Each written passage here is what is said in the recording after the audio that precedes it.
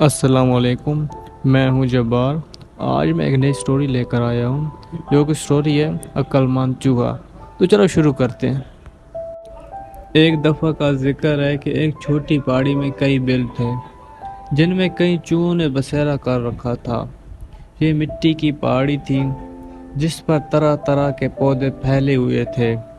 پودوں کے درمیان میں چوہوں کے بل تھی جو عام طور پر دکھائی نہیں دیتی تھی۔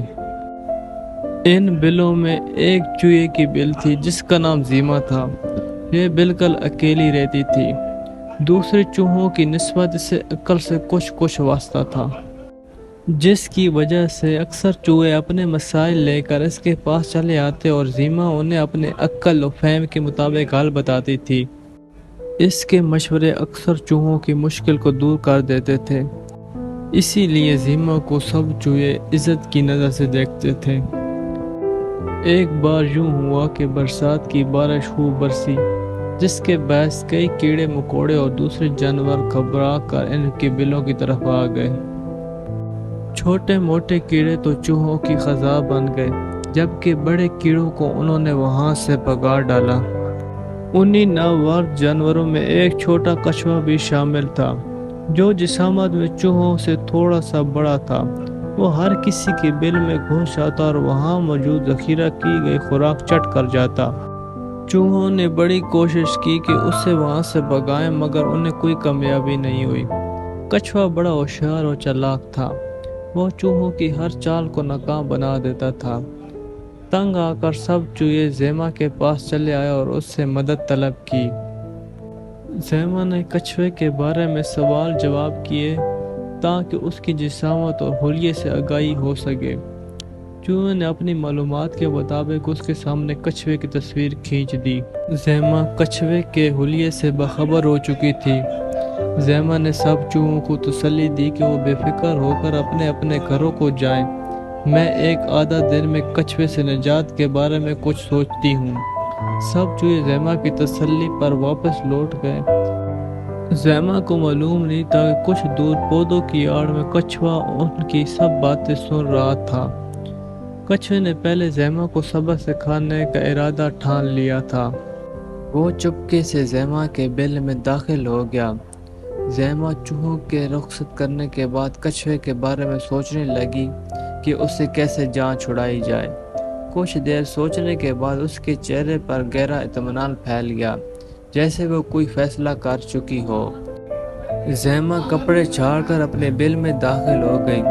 وہ ابھی کچھ ہی فاصلہ طے کر پائی تھی کہ اسے راہداری میں کچھ حرکت محسوس ہوئی۔ وہ چونک پڑی، اس نے غور سے دیکھا تو اسے معلوم ہو گیا کہ اس کی بل میں کوئی ایک لال بچکڑ گھس آیا تھا۔ یہ سرخ رنگ کے کالے دھبوں والی جیکٹ پہنے ہوئے تھا۔ لال بچکڑ کی جرأت دیکھ کر زیما کو بڑا غصہ آیا۔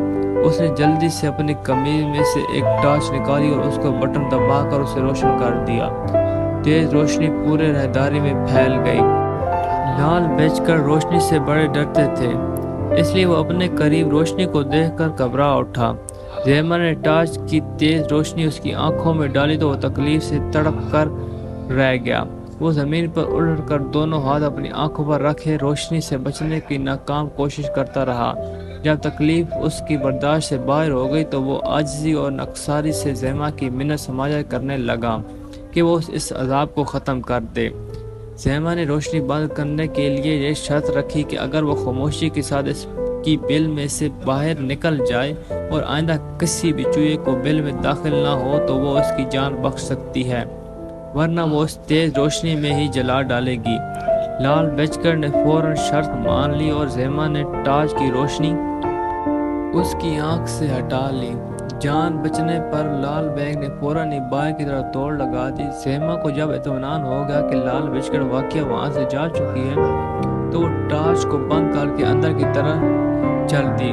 جو ہی وہ اپنے کمرے میں پہنچی تو اس کا سر چکرا گیا، کیونکہ وہاں عجیب سا جانور غونی رنگ کا گاؤن پہنے ہوئے زیما کی کرسی پر بیٹھا ہوا تھا۔ زیما اس کی صورت نہیں دیکھ سکتی تھی کیونکہ اس کی پیٹھ اس کی طرف تھی۔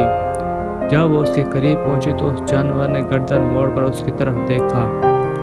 اس کا حلیہ دیکھ کر زیما کو اندازہ لگانے میں دیر نہ لگی کہ وہ کچھوا ہی ہو سکتا ہے۔ کچھوے نے زیما کو دیکھ کر دانت نکال دیے۔ زیما نے اسے سوال جواب کرنا ضروری نہیں سمجھا۔ وہ سیدھا باورچی خانے میں چلی آئی اور اپنی فریج میں سے 2 موٹے موٹے سرخ بیر نکالے۔ بیر کو تشت میں رکھ کر وہ کچھوے کے پاس چلی آئی۔ کچھوا حیرت سے اس کی طرف دیکھنے لگا۔ زیما نے سرخ بیر کچھوے کو پیش کی اور معذرت کرتے ہوئے کہا کہ اس وقت گھر میں اور کوئی چیز تیار نہیں ہے، ورنہ مہمانوں کی خاطر تو واضح زیادہ اہتمام سے کرتی۔ کچھوے نے شکریہ ادا کیے بغیر دونوں سرخ بیر اٹھائے اور ایک ایک کر کے منہ میں ڈال لیے۔ بیروں کا گودا بڑا رسیلا اور میٹھا تھا۔ کچھوا زیما کی خدمت سے بڑا خوش ہوا اور سوچنے لگا کہ وہ اب یہیں رہے گا، کم از کم میٹھے بیر تو کھانے کو ملیں گے۔ کچھوے کو معلوم نہیں تھا کہ بیروں کے اندر گٹلی ہوتی ہے جسے چوس کر پھینک دیا جاتا ہے۔ کچھوے نے لالچ میں آ کر گٹلی نکلنے کی کوشش کی تو وہ اس کے حلق میں جا پھنسی۔ پھر کیا تھا؟ کچھوا تکلیف سے بلبلا اٹھا۔ زیما کی ترکیب کارکرد ثابت ہوئی تھی۔ زیما نے فوراً ہمدردی جتاتی اور اس کی کمر پر ہاتھ مارا تاکہ گٹلی نکل جائے، مگر کوئی فائدہ نہ ہوا۔ اس نے نہ تو بولا جا رہا تھا اور نہ ہی صحیح طرح سے سانس لی جا رہی تھی۔ کچھ ہی دیر بعد کچھوے کو سانس لینا دشوار ہو گیا۔ زیما یہ دیکھ کر بڑی پریشان ہوئی کہ اگر کچھوا اس کی بل میں ہی مر گیا تو اسے کون اٹھا کر باہر لے جائے گا۔ اچانک اس کے ذہن میں ترکیب آئی۔ اس نے کچھوے سے کہا کہ اگر وہ فوراً ڈاکٹر کے پاس چلا جائے تو وہ اس کی کوئی مدد کر سکتا ہے۔ کچھوا تکلیف سے نہایت پریشان تھا۔ اس نے بمشکل اشارے سے ڈاکٹر کے بارے میں پوچھا تو زیما نے فوراً ہی راستہ سمجھا دیا۔ کچھوا گرتا پڑتا اٹھا اور اس کے بتائے ہوئے راستے کی طرف بڑھ گیا۔ اس نے دونوں ہاتھوں سے اپنے حلق تھام رکھا تھا۔ زیما اس کے پیچھے پیچھے چلی آئی۔ راستہ بڑا ہی خراب تھا، ہر طرف کیچڑ پھیلا ہوا تھا۔ کچھوا اس سے بے خبر اپنی تکلیف کی شدت میں آگے بڑھتا چلا گیا۔ زیما کیچڑ کی شروع میں رک گئی تھی۔ وہ کچھوے کو آگے جاتے ہوئے دیکھتی رہی۔ وہ کیچڑ دراصل دلدل تھی جو کہ اپنے اندر آنے والے جانور کو نگل لیتی تھی۔ کچھوا جب کافی آگے بڑھ آیا تو اس کے پاؤں کیچڑ میں دھنس گئے۔ کچھوے کو اپنا پاؤں اٹھانا دشوار ہو گیا۔ وہ حلق کی تکلیف کو بھول کر کیچڑ سے پاؤں نکالنے کی کوشش کرنے لگا۔ وہ جتنا اوپر کو زور لگاتا دلدل اسے اتنا نیچے کی طرف کھینچ لیتی۔ کچھوے کو اندازہ ہو چکا تھا کہ زیما نے اس کے ساتھ چالاکی کرتے ہوئے اسے کیچڑ اور دلدل میں اتار دیا ہے۔ اب وہ کیا کر سکتا تھا؟ ایک طرف سرخ بیر کی گٹلی اس کی حلق میں پھنسی ہوئی اذیت پہنچا رہی تھی تو دوسری طرف دلدل آہستہ آہستہ اس کے جسم کو نگلتی جا رہی تھی۔ زیما خاموشی سے کچھوے کی دلدل میں ڈوبتا ہوا دیکھتی رہی۔ جب کچھوا دلدل میں بالکل غائب ہو گیا تو اس نے اللہ کا شکر ادا کیا اور واپس اپنے گھر لوٹ آئی۔ کچھوے سے سب کی جان چھوٹ چکی تھی۔ برسات کا موسم بھی ختم ہو چکا تھا۔ تیز دھوپ ہر طرف پھیل گئی تھی۔ کیڑے مکوڑے اور جانور کی آمد کا سلسلہ بھی رک چکا تھا۔ زیما نے محفوظ خوراک کو دھوپ لگوانے کا سوچا تاکہ اس سے برساتی نمی ختم ہو جائے۔ اگلے دن اس نے محفوظ کیا ہوا پنیر باہر نکالا اور اسے دھوپ میں رکھ دیا تاکہ اس میں برسات کی اثرات ختم ہو جائیں۔ پنیر کی خوشبو جب فضا میں پھیلی تو تتلیوں نے اس طرح کی راہ لی۔ وہ پنیر پر بیٹھ کر اس کا رس چوس کر اڑ جاتی۔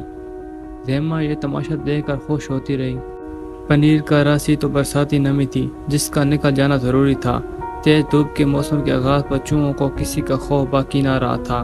برسات کے بعد جو کیڑے مکوڑے وہاں آئے تھے ان سے جاٹ چھوٹ چکی تھی اور کچھوا بھی اپنے انجام کو پہنچ چکا تھا۔ زیما نے سب چوہوں کو گھر میں بلا کر ان سے ضیافت کی اور انہیں دھانس کر بتایا کہ اس نے کیا ترکیب لڑائی کہ کچھوا خود بخود اپنے پیروں سے چل کر دلدل میں جا گھسا، پھر بے بسی کے عالم میں دلدل میں ڈوب کر ہلاک ہو گیا۔ زیما کی کہانی سن کر سب چوہوں نے خوب ہلا گلا کیا۔ تو یہ تھی آج کی کہانی۔ چلو ملتے ہیں اگلی کہانی پہ۔